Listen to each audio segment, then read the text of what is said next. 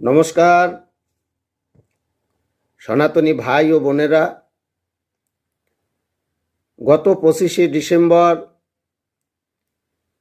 Facebook এবং ইউটিউবে অনেক পোস্ট দেখলাম তুলসী পূজন দিবস সম্পর্কে। আসলে 25শে ডিসেম্বর বাংলা পৌষ মাস। তুলসী পূজন দিবস আদৌ কি কোনো শাস্ত্রে আছে না নেই? যদি থেকে থাকে তাহলে কিভাবে আসলো, আর যদি থেকে না থাকে তাহলে কেন আমরা 25শে ডিসেম্বরকে তুলসী পূজন দিবস হিসেবে পালন করতেছি? তো আজ আমি ওদের সামনে তুলসী বিষয়ক একটি প্রতিবেদন পেশ করব, যাহা বৃহৎ ধর্মপুরাণে বর্ণিত রহিয়াছে।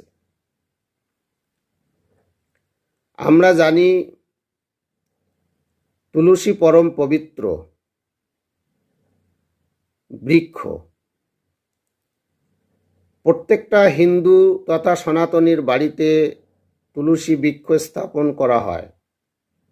শাস্ত্রে এমনও বলা রয়েছে, তুলসীপত্র ব্যতীত শ্রী বিষ্ণু নারায়ণ পূজা গ্রহণ করেন না,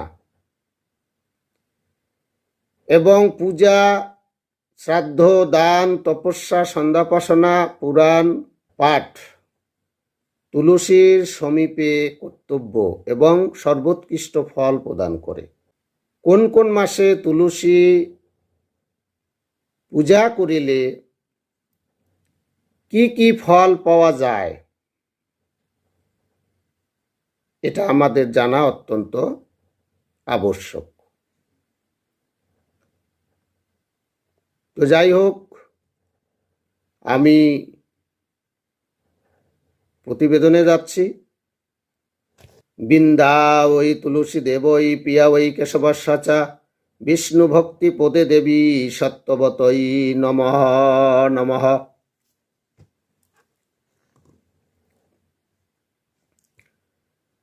তুলসী বন তথা তুলসী বৃক্ষ